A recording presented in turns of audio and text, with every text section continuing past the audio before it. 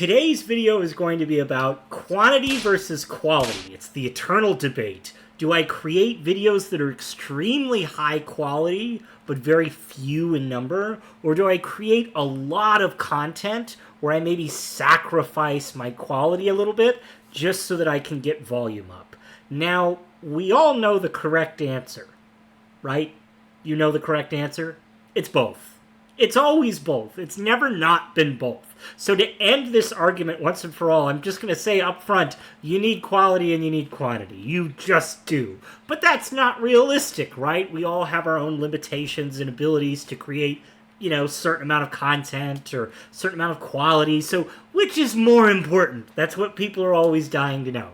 I think it depends on your niche. I think it depends on the space that you're in, what genre of content that you're actually making. If you do unboxings or tech product reviews or news content, quantity is going to matter way, way more. If you're a vlogger, you're sharing stories about your life, you're going around town, you're a motivational speaker, or you're just making really interesting, kind of fun, evergreen content, I think quantity is going to matter a lot more for you. And I want to show you two examples of channels that didn't produce a ton of content, but got a ton of views really quickly. So we're going to be looking at Tierzoo as well as the Internet Historian, two very personal favorite channels of mine. Let's pop open a screen share as we do on this channel. So Tierzoo is a channel with about 3.5 million subscribers and very famously combined two different genres of content.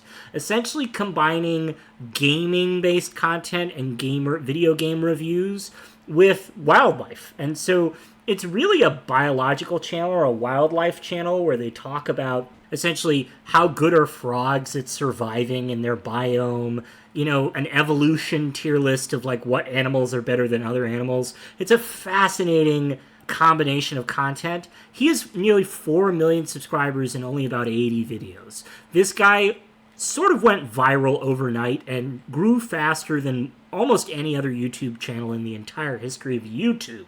So this was an incredibly fast-growing channel, posts very few content, only about one video a month, doesn't post shorts, and has 4 million subscribers, only started a few years ago. And then Internet Historian, even fewer videos. Yeah, half as many videos with more subscribers. Has had, as you can see, I've watched a ton of these videos. I'm a huge fan of the Internet Historian. Essentially, why are we looking at these channels? Is Trevor essentially saying that quality is better?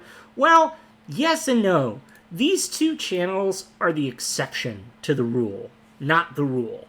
And what is the rule? Well, the rule is that consistency and being consistent is really important. But ironically, these two channels are remarkably consistent. It's all one person doing voiceover for every single video. The tone of every single video is very consistent. Consistency just doesn't mean publishing. A lot of people take it to mean like consistency means you need to publish every day of the week, and that's part of it, right? You need a consistent publishing schedule. That's a good general rule of thumb. But is it everything? No. Consistency of content is really what people mean by consistency, in my humble opinion.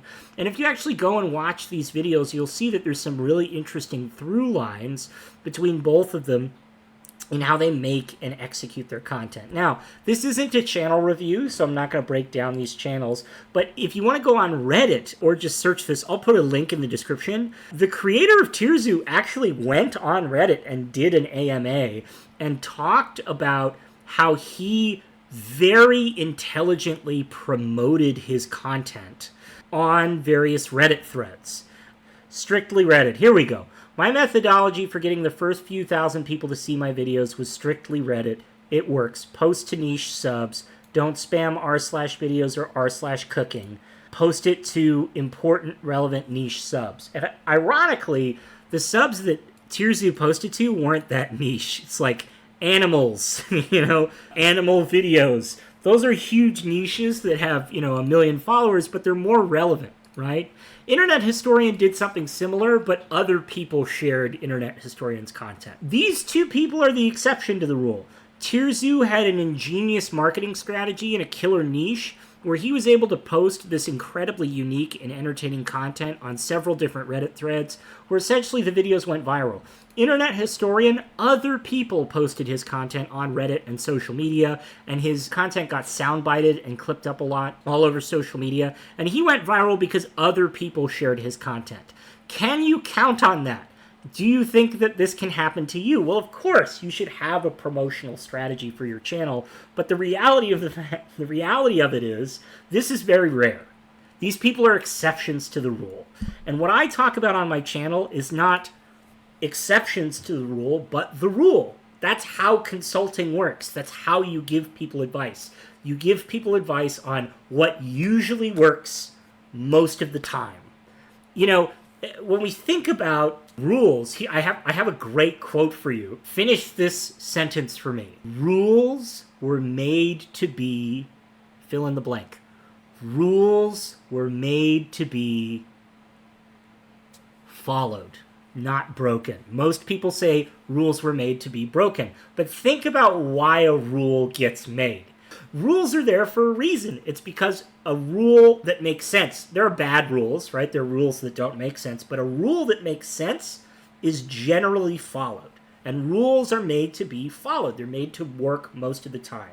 So we just looked at two channels that are wild exceptions to the rule where they went viral. They had incredible content. People shared it. Can you count on that? No. Why can't you count on that? Because what makes good content is incredibly subjective. And I'm a data analyst. I look at numbers all day. There are ways to objectively measure what makes good content, and the objective ways to measure good content is to post a lot of content over a long period of time that is good enough, that's retaining people, where you're getting good retention. You can look at all my other videos that I have on this channel about analytics and deep dives, click-through rates, posting schedules, all that stuff adds up and helps. So just know, it is a volume game. I absolutely think it's a volume game 90% of the time. It is also a quality game. And if you make really high quality content, you have a higher chance of going viral. But can you count on going viral? In my opinion, and it really is an opinion, never. You absolutely cannot count on going viral. Look, it's both. You can argue quality. I'm a big believer in quantity, especially if you're in a tough niche like me. My niche is YouTube advice. And YouTube advice, it has a very low probability of going viral. So I'm just trying to play the algorithm game. I'm trying to just consistently make content. And should you promote your content? Yes, Reddit is a great place to promote your content. So go make a Reddit account, start commenting on people's videos or getting into threads, and engage in a community. You want to find a community.